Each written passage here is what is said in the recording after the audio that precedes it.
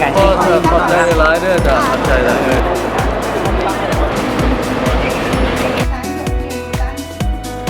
和干部学院也代表 ในการพัฒนา หลายสุรินทร์ ของกฎหมาย 人力传承，一个根本的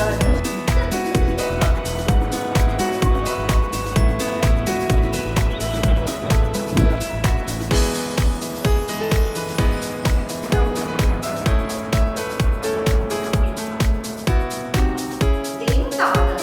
人大代表的时候，维护 ดังนั้น 这样一个理论 เป็นเจ้าของตัวเรา 领导干部，也分别下放到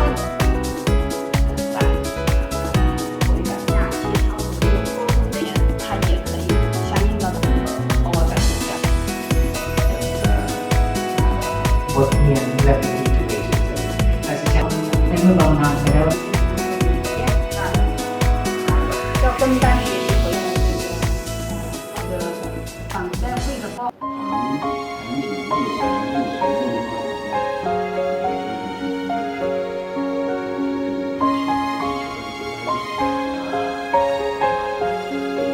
รียนรู้โบราณวิทยามีการจัดตัวโครงสุขตัวโครงในเขตพบมา 全面战略合作伙伴。是不是对照的吗？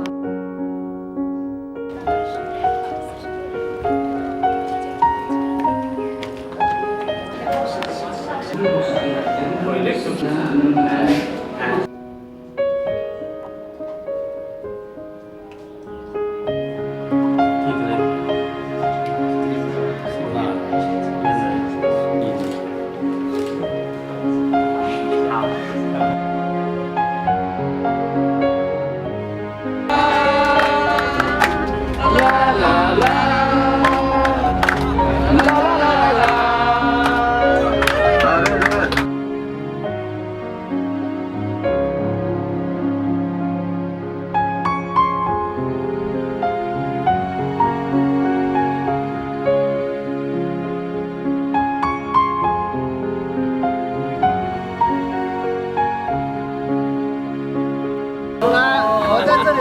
在学院这里接你看啊。 ตอนทำอยู่นี่ ดีใจร้ายเนี่ยมันก็บ่มีหยังมาเขามาตั้งได้อยู่ 这是我，我是代表学院 อัน。นี้ต่างหน้าเอสิทฤษฎีโลกา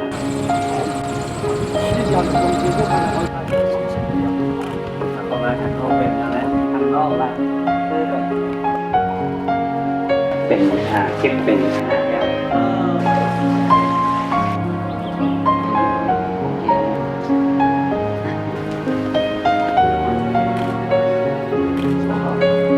หลังจากหัวหน้า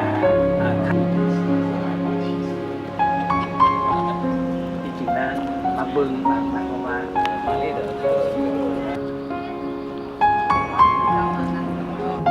ยิ่งใหญ่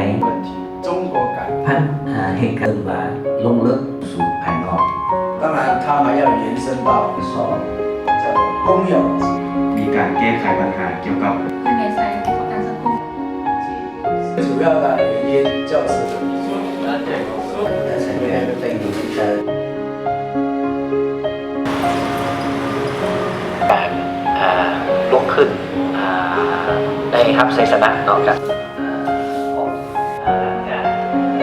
สายวิชา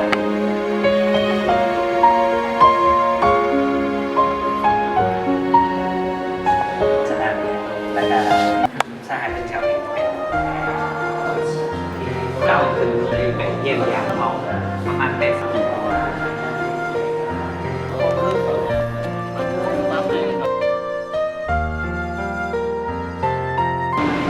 等一下吧，不这样。实现了我们整个电厂的。 การตกลงและการประสานตกลงกันอยู่ใน100ชาวเจนบรรจุถึงเป็ดเมื่อเราชั้นที่ใช้ใน有自用小。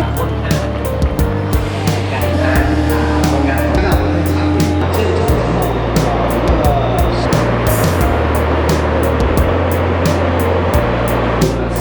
จากข้อหรือรู้สัญชีวิตครับมาประมาณปัจจุบันนี้นี่เป็น这是我们代表团一点的心意什么样的政策这样子但愿我们能有合作。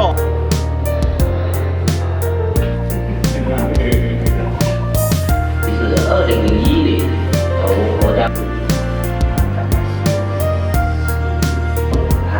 วิทยาศาสตร์ผู้ริเริ่มก่อสร้างสวนสาธิตของพวกเรานี่เป็นลูกสา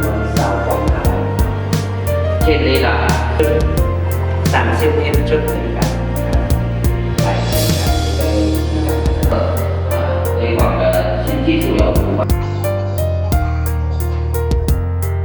เห็นอย่างนี้เขาขึ้นมามักมองรักษา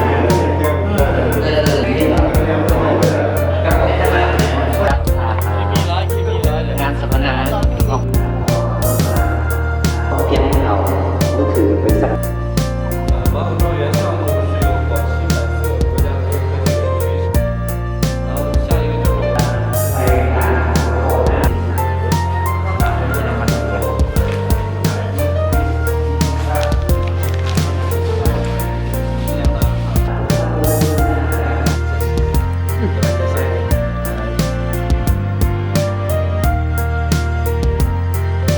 พวกเราพายพวกกันอยู่นี่เนาะผ้าไหมของช่วงตัวนี้คือซิงคโปร์黑色和蓝色为主啊。ซิงคโปร์等一下我会解释啊。早去的人家在昨天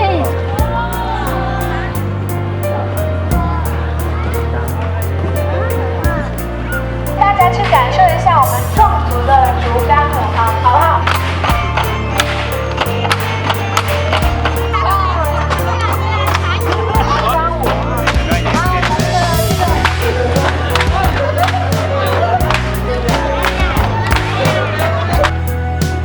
干嘛在那边唱呀？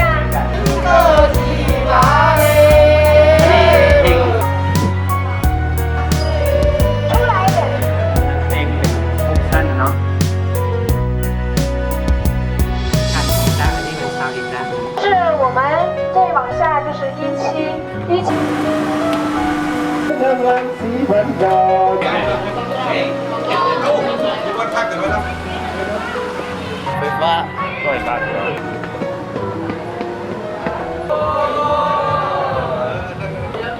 封为是壮族民族的创世神，是一起来为大家进行。这个祭祀活动呢，一直流传至今，每一年都会。父呢，指的是很有威望的老人。